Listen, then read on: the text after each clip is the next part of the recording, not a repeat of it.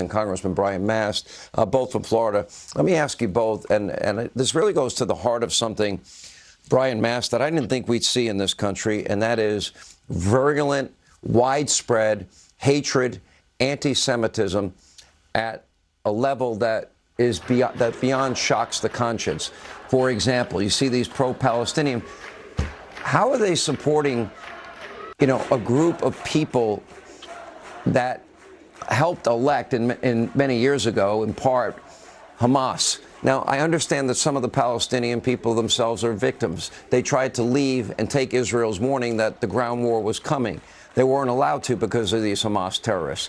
However, where is this sympathy for Israel? Why is there this never-ending chorus of blame for the victim in this case? Israel lost 1,400 people. Israel had their citizens taken hostage.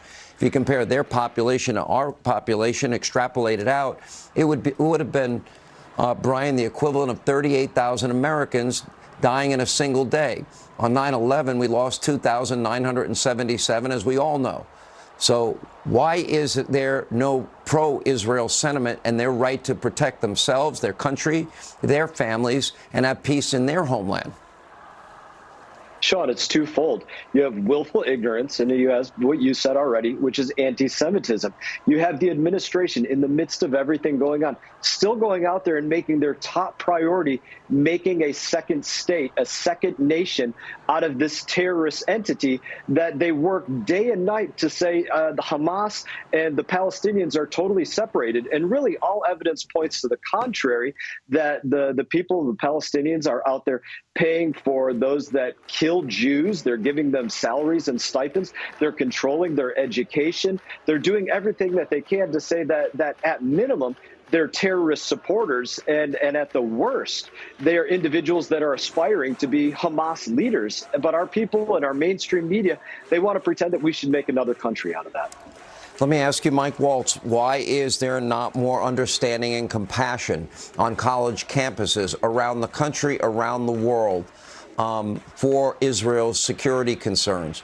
Why is there this massive rise in virulent anti-Semitism?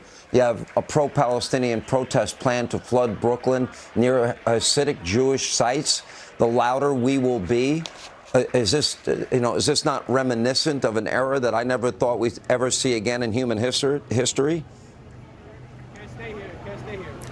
Yeah, well, first, Sean, there's virtually no limitation on student visas coming in. So a lot of these students aren't necessarily even American citizens. They're Palestinians, Egyptians, other folks coming in. Number two, this is part of the long march of institutions that the Marxists have unleashed since the 70s, whether that's in academia, the media, Wall Street, our government institutions, our bureaucracies, and then three, this BDS movement that has taken over, so many professors and so many college administrators have pushed and allowed. We've actually banned in Florida on our college campuses, and we need to take that nationwide. But this is a lot of people and the left showing their true colors, and the left likes to talk about fascism. Well, in what country do you have to put extra security on synagogues? Do you have to shut down Jewish schools? I mean, what does that sound like? But it's happening right here in the United States. The left needs to look in the mirror when it's talking about fascism and anti-Semitism. And it's, institutions of higher learning, Brian, all around the country.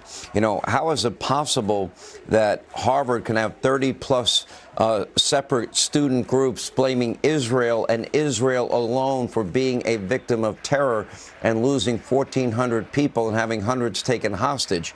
How is that possible?